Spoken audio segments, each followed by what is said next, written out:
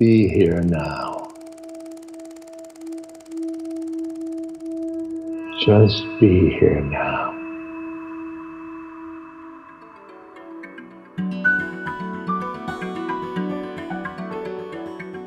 Walking each other home is an exploration of the many ways we cultivate wisdom, compassion, and love in our lives.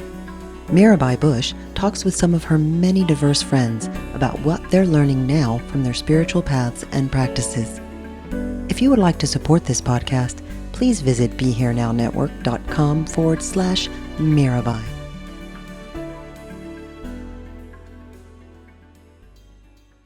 Hello, everyone, and welcome to Walking Each Other Home. I'm Mirabai, and today I have a great guest, Angel Acosta. He'll walk us home together.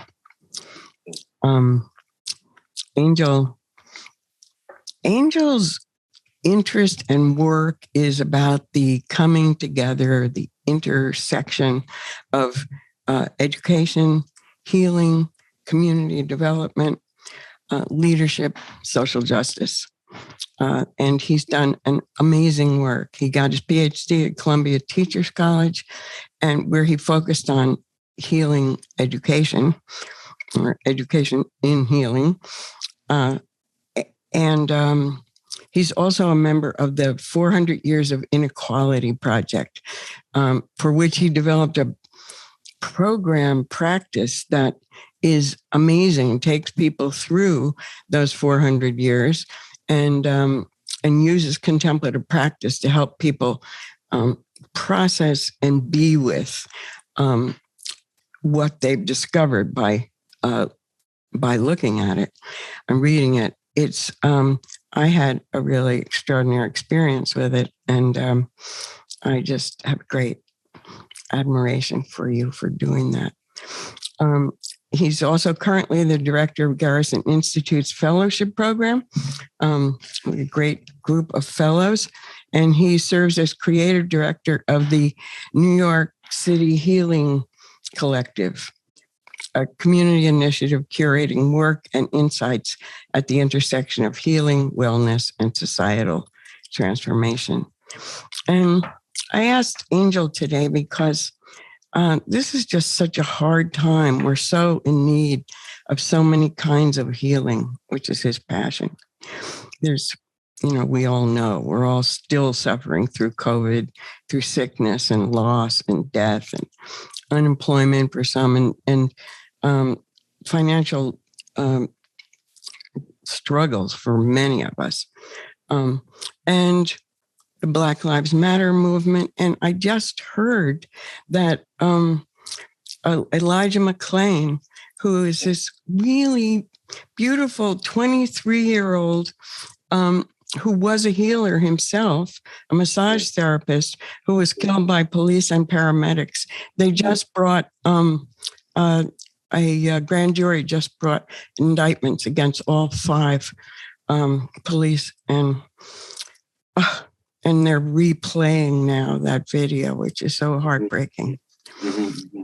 And then we have to look at the, environmental crisis. And just this week, New Orleans, with the entire city with no power.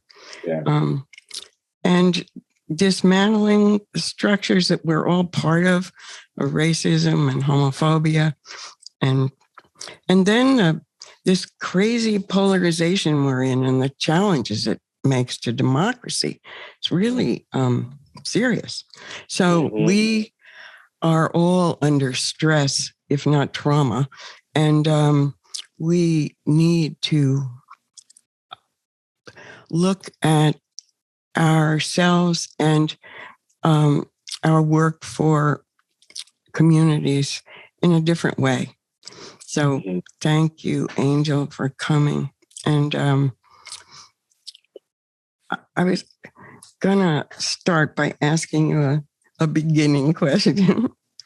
How did you first discover contemplative practices? And do you think, looking back now over your life after all these years, not many. Do you think can you recognize seeds in your childhood that led to how you see things now? Yeah. I want to acknowledge you, Mirabai, and how much I care for you, and how much I appreciate this opportunity to be in dialogue with you. Beyond the other opportunities we get to talk, I'm excited for this conversation in particular, because we'll be able to always go deep, but go a little deeper into our shared interest in terms of healing-centered education and my work. I do want to say that it was an EDD program at Teachers College, Columbia University, and I tend to look at it as healing-centered work, and this is a good way. This is a good way to talk and to even open up the conversation. Healing is one dimension of this process of approaching education. Not healing in and of itself, and later we'll talk a little bit about wounding and what is the role of wounding in the process. So the centered is really important to add for me next to healing, and we'll talk a little bit about that. So in this healing-centered work, contemplative practices are a dimension, and you could say that healing-centered education is an extension of contemplative practice. You could also say that healing-centered education is an offshoot of contemplative practice as well, because they both mutually influence each other. They're part of ancient practices that we've had for a long time, as a human community. And you as a practitioner and teacher know so much about that. And you've also been part of my own contemplative journey in some major ways, in some major levels. So I'm excited to tap into some of that as I think through that question. I think for me, contemplative practices, some of the first ones that I had were in college when I was just exploring. I studied anthropology in college, so I ended up in classes and in experiences that exposed me to a variety of cultural traditions and practices. Many of them spiritual in nature, others just communal. So I remember learning a little bit about yoga, learning a little bit about randomly capoeira as a martial art practice in the Brazilian context, and there was something about embodied practice, but also kind of contemplative practice that made me curious about just the things that human communities deploy to be grounded. So I think some of my first contemplative practices were me just trying to do a little yoga, and then kind of not doing it for a while because I just didn't feel flexible enough. And then also doing capoeira and trying a couple classes there. But the initial contemplative practices were embodied in nature, and then I tried to learn how to meditate. I remember I couldn't do it for more than 30 seconds. I was about 20 in college and learning the buzzword of meditation. And I finally kind of tried it, and it was so frustrating. I couldn't, what is this? And then I made a connection between, because I was at the time studying anthro, but also investing in understanding issues of, diversity, equity, and inclusion in college, my graduate program. And I kind of saw a connection there between mindfulness, contemplative practice, and justice work. And then I decided to actually commit to a practice and learning more about the variety of practices that are out there, from mindfulness to breath work and all the other different kind of aspects of the healing arts. So that's how I would respond to that question. I'm sure there's more if I dug deep into my memory. But those are some of the initial exposures to contemplative practice. And then your other question about my childhood. Yeah, I think I come from a really from a big family, with Dominican Republic and Puerto Rico. And just in my father's side, the ways that they tended to land. A lot of them were tobacco farmers and sharecroppers in Dominican Republic. The relationship to land was a practice, and you could tell by how grounded they were in the present moment. And it's also deeply influenced by like the Catholic tradition and prayer. I remember every 6 o'clock in Dominican Republic in the summers, my grandfather and my aunts would be in the living room for an hour reciting a particular chant for an hour. And I was 12, sometimes younger, just like, what is this? So on some levels, some of the ways that my culture and my family has just been in relationship to land and spirit, maybe have influenced how I'm able to just gravitate toward some of these practices and some of this research, But I never really thought about that question before, and I appreciate it. Thank you. That was great. So before we plunge into different aspects of healing, how do you understand healing? Or I was going to say define, but I don't want to sound too academic here. But it is the central question. What is healing? So any way you want to talk about that. Mirabai. Sorry. This is like I remember being at my PhD orals. Oh, it was terrible. These questions would come out of nowhere. I'm here like, should I write a dissertation? No, whatever. Chapter 1, page. Well, I'll say this. Many people talk about healing as wholeness. Well, I appreciate the question. I think it's an incredible question, and even there, that contribution, wholeness. And I'll just say this before I respond to that question. That's such a profound question. That because of the rigorous nature of at least my graduate program at Teacher College, as a social scientist, that I'm skeptical of even how I would define healing in any moment because of how relative it is. I'll tell you this though, that definitely wholeness is part of it. Before I even define healing, let me ask us to consider, like, why would we gravitate towards healing in this current moment, but also myself and my work, primarily because of so much individual, collective, and interpersonal and structural trauma that exists in our society, period.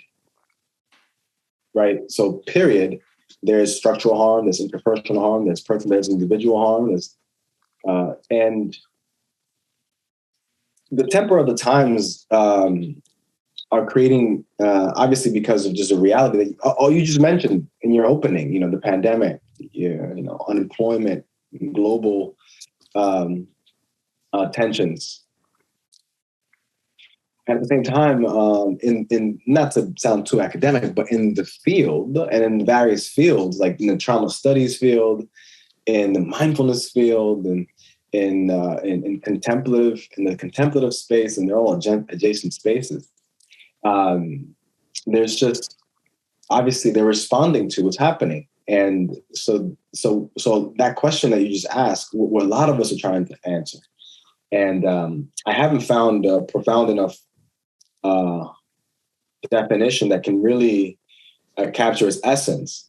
But I tell you one thing, that the process of trying to define it is healing in and of itself, or at least supportive of trying to define it in the first place. That's why I enjoy being skeptical of trying to define it in the first place, because I enjoy just wrestling with trying to define it.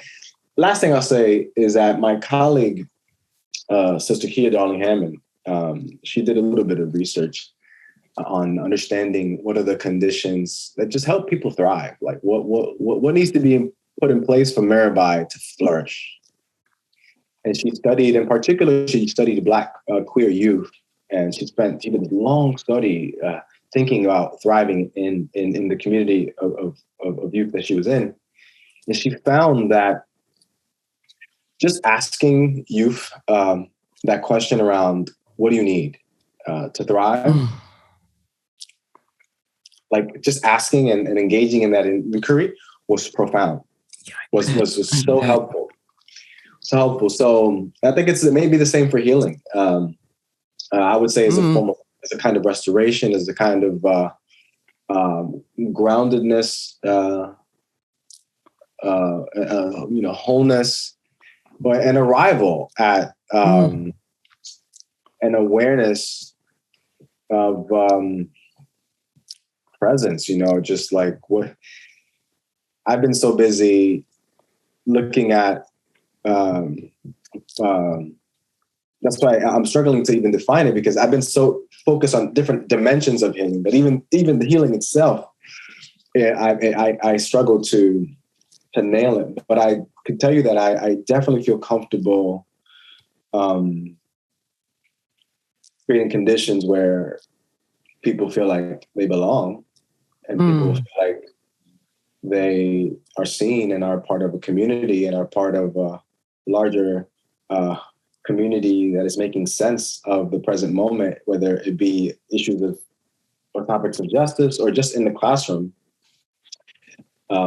Explore any subject matter, all that stuff is restorative and holistic. And I would dare to say that in some cases healing, so it's just such a rich question, Wow. Thank you so much. One thing I found when I was thinking about healing, that the word whole is from the root, that the word heal is from the original root that meant whole. And what else comes from that is holy. Hey. I never even thought of those two things as connected. I mean, I know they're connected, but I thought that was really great. Yeah. Well, I think I'm going to ask you, let's talk a little about the 400 years practice. I just want to say that I know that part of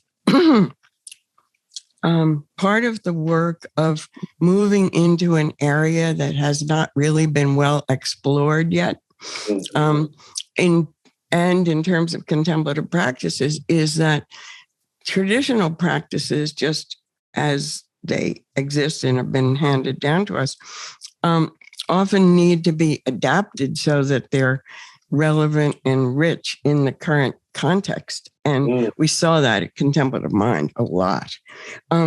But so I think that what you did, having the intention to help people heal from all that every single person has suffered around what happened in those 400 years, is brilliant. And maybe you could describe it and talk about some of your what the experience of some of the participants has been.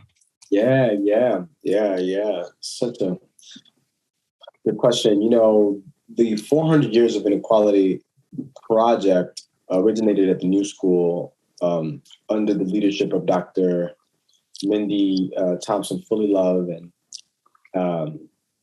so many other colleagues, Robert Fullilove, and so many others that I can name. And it was in direct response to the coming 400-year anniversary in 2019 of the arrival of enslaved Africans to Jamestown in 1619. And it was Mindy in particular, and in 2016 was in an interview with a reporter, and a reporter asked her about if the African-American community felt a particular way in response to the Flint water crisis? Were they surprised? Were they disappointed? That was the question. And Mindy, I remember she telling me the story. Mindy was like, well, structural issues like that in the context of the Black community have been happening since 1619. She just kind of said it in passing. Oh, wow. And in that moment, she was like, that's whoa. great. In the moment, she was like, wait, 1619, 2016, 2019. It hit her. And she's a social psychiatrist. So she, and an urban planner and so much more. And she knows the power of anniversaries and the power of commemoration. So she decided to bring people together to this thing called the 400 Years of Inequality Project. I'll just say that as she's having that realization, others are having the same realization, right? Mm-hmm. So you had Hannah Nicole Jones, sister from Nicole Jones from the New York Times 1619 Project, and that being many different groups throughout the U.S. In the U.S. in particular started to think about what would it mean to engage in like the intentional curation of material experiences, communication campaigns to enable the country to reckon with this 400-year period, this legacy of 4 centuries. And I was in the doctorate program at the time and joined the committee. I was invited by Robert Fuller to join, and I'm in the meetings looking at the plans, and I spent about a year just with them, and they produced this timeline. They produced this incredible 4 by 20 foot timeline with dates and images and text that it was a concentrated exploration through particular events in U.S. history that reinforced inequality, reinforced just oppression, but also displayed resilience in communities, right? And 1619 being one significant date in that time. So you get a chance to see, the genesis of chattel slavery, the pillaging of indigenous land, the silencing of women's voices, the marginalizing of white poor laborers, and then you get into the next 200 years, you get world wars and all kinds of things unfolding. GI Bill. You just see it all in different ways. You just see kind of this peppered these events peppered on this document. And I was like, oh my God, this is incredible. And at the time, you and I were in a lot of dialogue because I think I'm part of the board of C-Mind, and which I just deeply appreciated that experience. And I was really thinking about, okay, the power of contemplative practice. And I said, this is a lot. It's a lot to take this thing in. It's powerful, but it's a lot. And I remember saying, we should probably develop a contemplative practice to support with the exploration of the actual timeline. I remember Mindy saying, why don't you do it then? And I was like, okay. And I decided to just develop a simple practice that would slow folks down before entering into a silent, you would say, walking meditation through the timeline. And we started doing it in small groups. It resonated with people to just slow down before, right? Like slowing down before taking such information in. Mm-hmm. And then those initial practices in small groups just showed us that people were craving a deeper relationship with that history. And people were experiencing their own relationship to that history and how it brought up stuff in their own biography, their own stuff. Absolutely. Some of it that wasn't even related to what was on the map. Mm-hmm. So we coupled the practice, a simple grounding meditation practice in the beginning with some journaling and then with some kind of peer-to-peer communication opportunities. And then it just became like a restorative circle. Like it became a little bit more of a cohesive experience that was grounded by a practice, included communal and collective holding of what was coming up for everybody, but also people individually. And then we did it for like 2 years. I mean, I've probably walked maybe in the thousands, like over 5,000 people through the timeline. A third of those, really? Or half of those. A third of those or half of those are in person, and the rest probably in virtually. And that was just me. And the committee itself hosted these place-based observances nationally. And created like media kits and toolkits for communities to be able to do an observance of the timeline. Oh, wow. And it wasn't like, a meditation is mandated, but in the toolkit, there was some prompting around like, these are some options for how to engage in an observance of this timeline. And so the committee itself did stuff with 20 plus, 30, 50,000. I mean, I forgot the numbers, but so it became a thing, and a powerful force for deep conversations around that legacy. And I'm so proud of the work that the committee did. It transformed how I engage in teaching, period, because I learned so much would come up for people, and learning how to hold all of it and stumbling at times while holding it.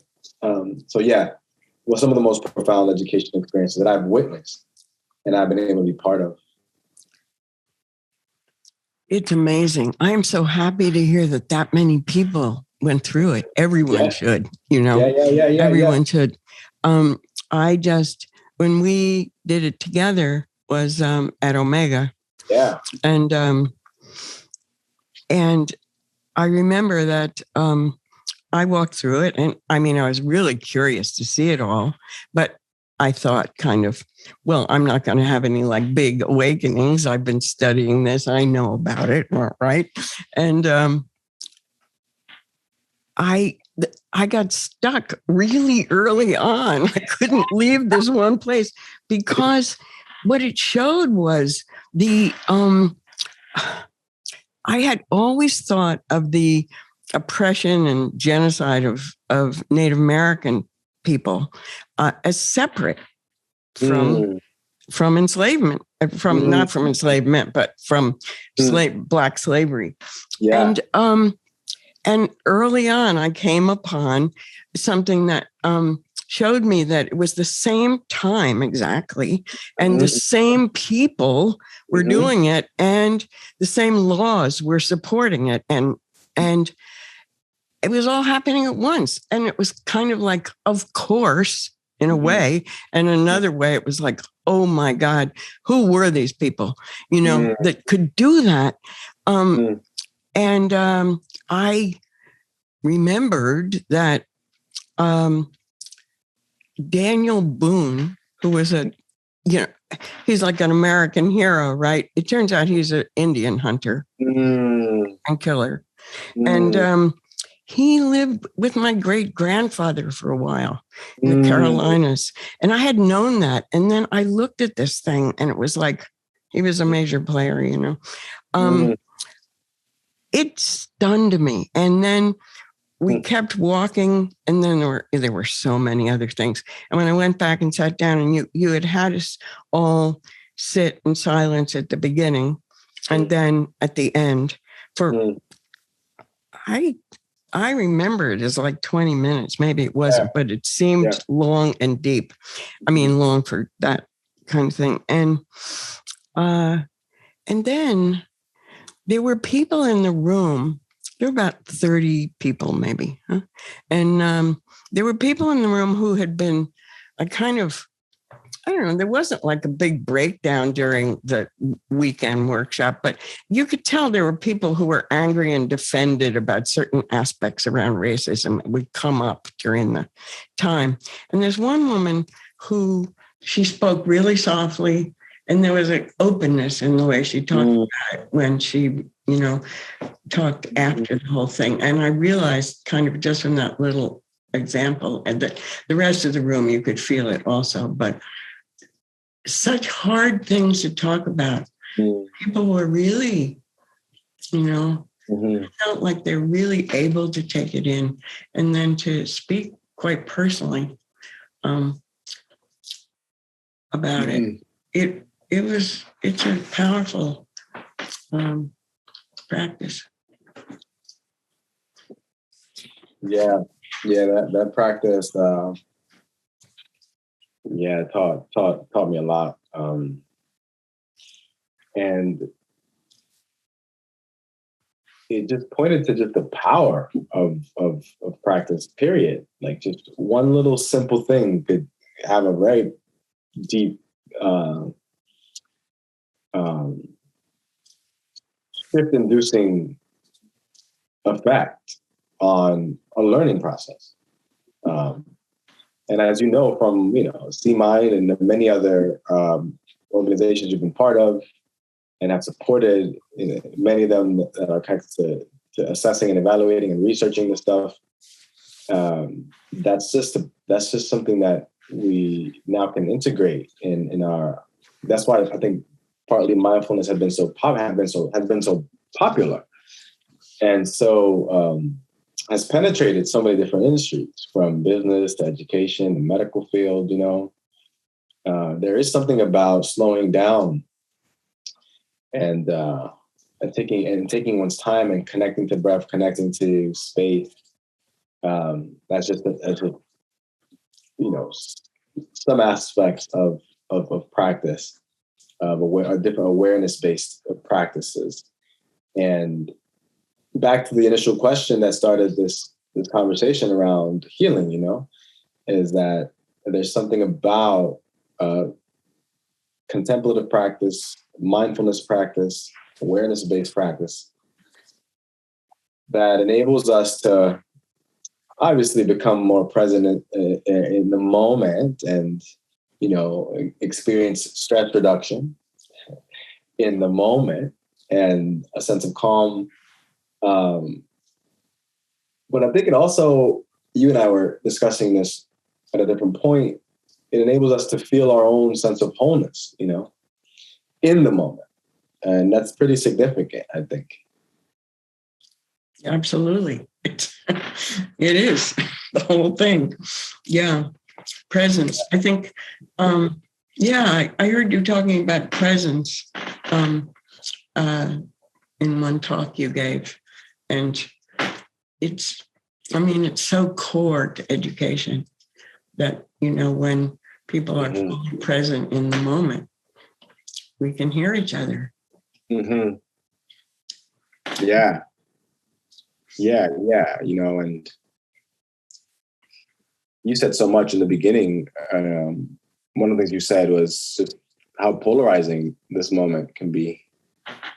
And we're experiencing it in a very particular type of way in the U.S. And there are different regions that are experiencing similar types of kind of fragmentation and polarization. And it sometimes, depending on the issue you're exploring or the current event that is unfolding, it almost feels like we can't even hear each other. There's so much, and so there's so much there around thinking about presence, what's required, how can we enable it, and then also, there's a lot of powerful integration happening in different communities. Like I think as we hold, all the challenges that are unfolding before us, I've also noticed that people are responding and communities are engaged, and I've seen beautiful work, beautiful art, beautiful music unfold in this moment. So it's holding that paradox. And I think practice facilitates that as also. It's giving us the ability to just become aware of all, at least not all of it, because that's hard, right? All of it, but enough of it where you could have some perspective beyond whatever aspect of it may be inducing or creating a lot of suffering. Yeah.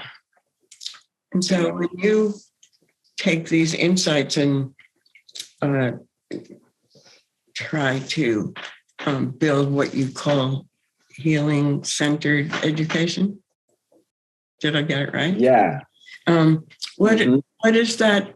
What has that looked like, or what are you looking toward? Yeah. Yeah.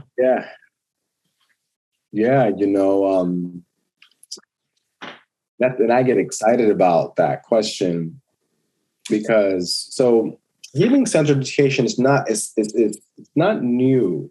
It's more a framing of what already exists in a slightly in a different way. So, for example, mindfulness, restorative justice, social emotional learning, yoga,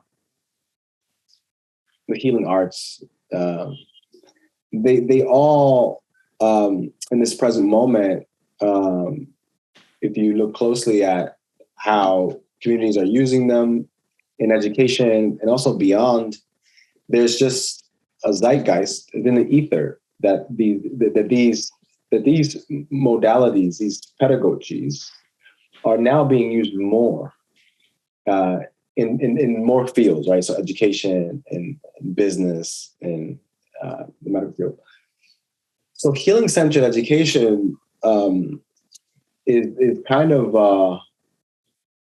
almost like a meta theory, a meta way to kind of just see how all this stuff is coming together, and can be used to create experiences that either in the classroom or if you're a consultant in institutions that could support communities with deeper learning, stronger communal ties, self-inquiry, So for example, there's just like yesterday I was teaching a healing-centered practicum course, and I just invited a poet to come and share her poetry and maybe do a couple writing prompts and exercises with the community. And I mean, she recited like 4 or 5 poems around her origin story and her relationship to men and to community members that were difficult, and how she transcended them. And then she invited people through particular writing prompts to write their own poems. And then she invited people a couple people to share them. And then she had folks just be in small groups and share what they had written. And then we held space for all of it after, for all of what that experience did for them. And it was heart-opening. People shared so much about their own biographical experiences, but also how they're responding to the current moment with grief and anxiety and concern. Many teachers who are now going to teach in the fall and have to think about Delta and all kinds of challenges. So in that moment, in that case, a healing-centered practice could be a writing practice that brings you back to you, that brings you back to a sense of connection to just your past. That's just kind of an example that's most immediate for me. But again, like I said before, these are practices that have already existed, so it's just now being intentional about creating a restorative experience and process for the individual, the community, or for those folks like Thomas Hubel and others who are thinking about collective healing. Like, what does it mean that's a big, big question. What is collective healing? In fact, there's a summit coming up, I think, and the theme is, what is collective healing in action? So very big, bold questions that are important. Yeah. Would you, let's see,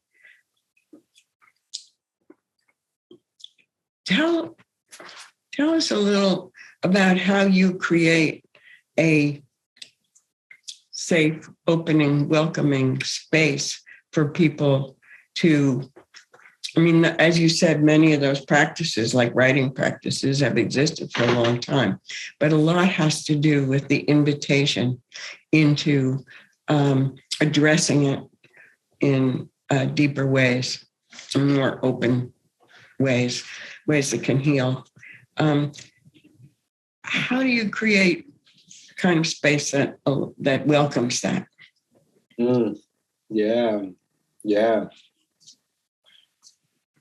It reminds me of one of the voices in this movement and in this kind of approach. I mentioned her work earlier, Dr. Kia Darling Hammond, and she thinking about to create a space like that is to be intentional about not only creating a space that is safe, but a space where people can feel a sense of belonging, a sense of thriving. And she in particular talks about 5 dimensions of thriving. One of them is that there has to be a sense of community, like there has to be some kind of shared sense of identity. At least, at the very least, that there's a common purpose that is shared, and that you feel a sense like you're respected there, and it can be there, whether it's a learning community or a family or a community in a particular neighborhood. But so there's a sense of community that has to be built, and so it's a series of moves that you can make as a teacher and as a facilitator or as a guide. One, what kind of practices and rituals or experiences are you facilitating so that people can get to know each other on the one hand, but also get a sense for developing, co-creating a shared sense of community culture. Then there's, feeling a sense of abundance, like not financial though, but rather like you feel like you yourself feel like you're enough, and that you have enough in that space. So it's slightly different. It's like kind of abundance, pleasure. That it's joyful. That you can enjoy. The whatever process you're facilitating, especially, and I think that connecting it to the 4 Years of Inequality, the contemplative practice that we designed, was that even after facilitating that very difficult journey hundreds of times, there was always at the end a deep sense of appreciation and almost pleasure that was experienced with having had the opportunity to not just experience the timeline, but be in community together. So, creating a healing space, there's no exact formula, but I think we're at the moment now where there is enough in the field, from all the diversity, equity, and inclusion phenomenon and practice that are coming out of just the workforce and in different industries. And again, the mindfulness field and restorative justice. It's just a great time for that question to become alive for all of us. All of us at the family level, at the level of work, the level of society. So yeah, just some quick responses there, but we can talk for hours about that one. We could. I wish we could. Yeah, because so we don't really have time to talk about. Well, since people are going to edit this, let's keep talking until we feel like we're complete. Oh, okay. If you have time, good. Yeah. I'll just push what I got to do next. But I think we can do 15, 20 more minutes. I mean, let's see where we get with the next questions, but we can just land and close organically. And we do want to remember that you were going to lead a practice. Yeah. I invite you to kind of, whatever's still kind of percolating for you, I really want us to close out and ground the discussion in an organic way. I think we've gone deep, and it just shows how much deeper you can go. There's so much that, that's why I appreciate this work so much. I think you made it indirectly, but powerfully, the connection, which is often hard for people to understand, the connection between our individual work of healing and deepening and waking up to the work with community, or the connections with community.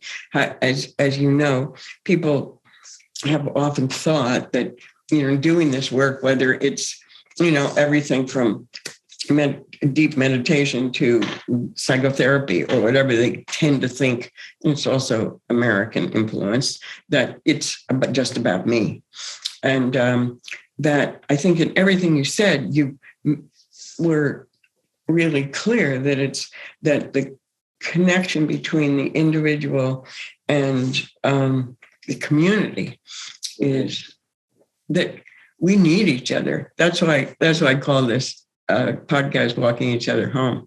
We need each other to wake up, and the community is made up of lots of individuals who are more than individual. Anyhow, it's a little stumbling, but it's so important, and it's often not honored or talked about, really. The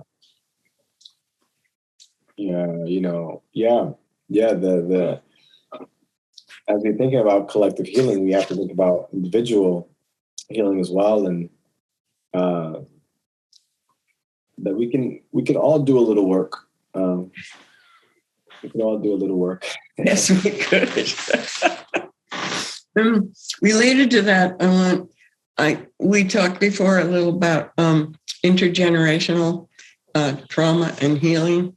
Yeah. And, do you have something you'd like to say about that? Yeah. People are just really becoming aware of it. Yeah, formally the field of whether you call it trauma studies or just the field of psychology in terms of understanding the impact of trauma, from understanding PTSD and post-traumatic stress, and ACEs, adverse childhood experience. So we know a lot about trauma, and in that very same field, just in the biological part or focus, epigenetic trauma, how communities can or people can carry trauma that is transferred through, it's intergenerational, and based on some of that work, we know that it can literally transfer between 4 to 7 generations down a particular community or individual. And at the same time, there's the resilience. There's intergenerational resilience that can be transmitted and transmuted and channeled. And you see it. You see it in so many different communities, like even in the Native American community in the United States. It takes an incredible level of resilience to survive. Your land being stolen, being pushed on to reservations, and sent to boarding schools. Let's just take a moment there to just acknowledge all the bodies of the children that are re-emerging in Canada in particular, but in the U.S. as well. There are those sites in that. I want to acknowledge that it takes a lot. So that's why formally, right? If you think about healing, and the initial question that you asked around what is healing, when I spent time studying this stuff, I noticed that the initial response to colonization, imperial rule by indigenous people, especially in the Western Hemisphere, in Canada, the US, like the response to that, the practices for cultural and psychic preservation, there you see evidence of healing-centered pedagogies and practices. That was one of the most really insightful findings. That even though there are these healing-centered practices, or these practices that are awareness-based, or however you want to call them, that are transmitted and handed down through ancient traditions, that in particular, culturally, that community's response to just the last 400 years of just social, legal, and political oppression creates some unique conditions, and in the Black community as well, and in other communities. But just fascinating to think about that response generated a level of resilience as well. And you see it in the way people dance. You see it in the way people sing. You see it in the arts. You see it in just how people keep on keeping on, regardless of present conditions. So you have thought and know a lot about what we inherit and what we pass on. You've been thinking about that a lot. And now I'm going to ask you a very personal question. Has your thinking changed? Or, how do you think about it now that you are a father of a very new baby? It must come up into your mind. Yeah. Just shout outs to little Sydney Angel Acosta, my son, 9 weeks. He's definitely an old soul. And shout outs to my wife, Christina. I just think that becoming a father has been more tender and then open to being more and more vulnerable to just what it means to show up right now as a father, as a friend, as a person. And I think all that contributes to how one of the first words you use in response to what healing is wholeness. And part of wholeness being partly it's acceptance and accepting. So that's what I would say right now. Thank you. I hope it was okay. I asked you that. Yeah. It was a great answer. Well, I'd love it if you'd lead a little practice for us. Yeah. I would love it. And, this will be posted on the Be Here Now network. There'll be a page for it.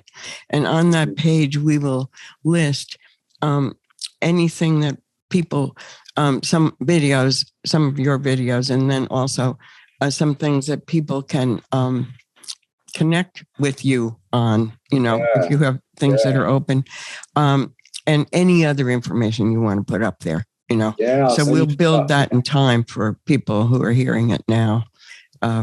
We'll be able to reach all of that because there's so much I know that you could have said and didn't, but there's more to come. Yeah. So I'd love to hold space for a practice. Would you like me to lean into that now? Yes. Yeah. So just want to begin to practice, at least for myself on my end, giving gratitude for this conversation and being grateful for Sister Mirabai, and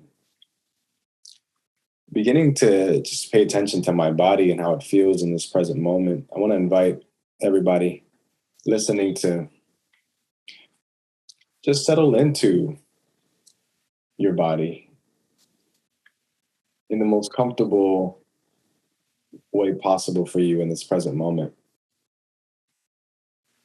It can be just sitting down. If you're seated, just comfortably. See if you can experience a sense of ease, even if just in how your body just rests in this moment.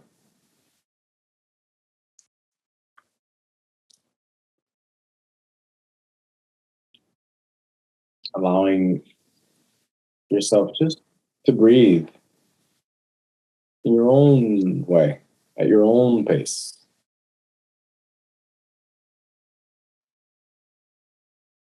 If it is supportive, I invite you to gently close your eyes. You can keep them open if you'd like.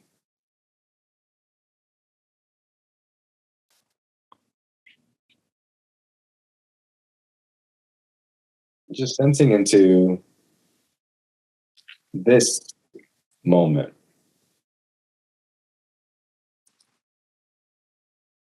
Presencing, becoming more and more aware of your breathing. See if you can sense into your next exhale.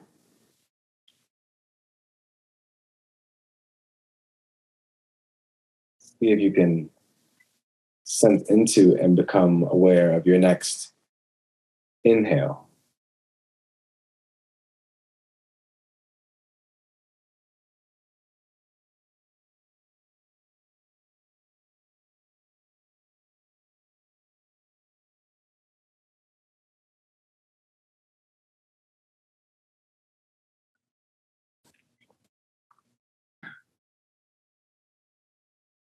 Any thoughts that are emerging or coming up, acknowledging them, and just gently bringing your attention right back to your breath.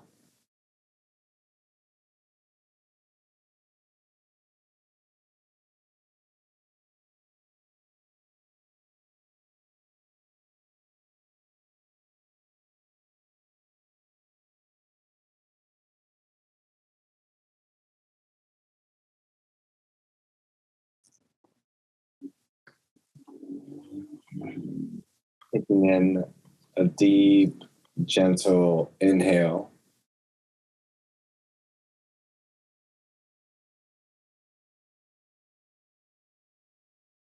And a gentle exhale.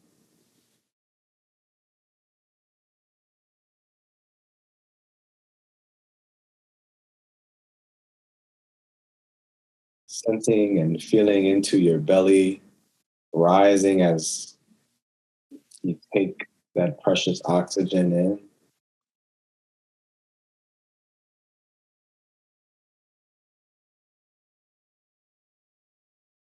Feeling that belly just descend and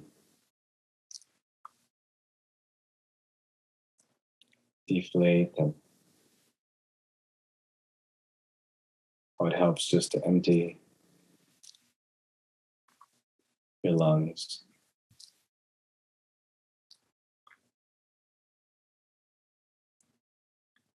Just taking a few more deep breaths here at your own pace, at your own time.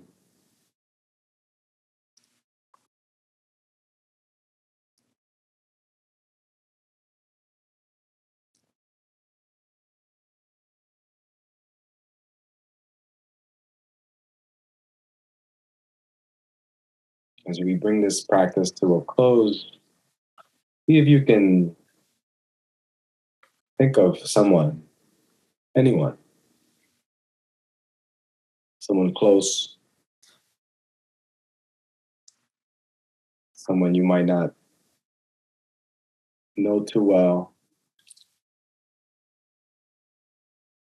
and just extend the accumulated attention and intention that we generated from this practice. Just to extend that in the form of compassion to that person.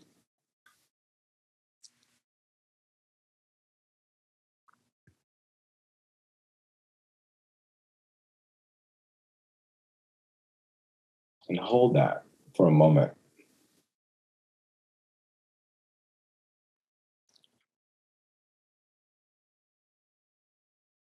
Taking in one more gentle, deep breath. And as you exhale, just slowly opening your eyes if you had them closed. Slowly becoming more aware of your surroundings, your chair, you're seated, your room, moving a little bit if you'd like, and just being grateful for this moment and this practice. I thank you for joining me in that. Thank you, Angel. Thank you so much. It was really wonderful. Thank you. Thank you. Thank you, Mirabai. Take good care of yourself and your family, and may you all be happy and free and safe.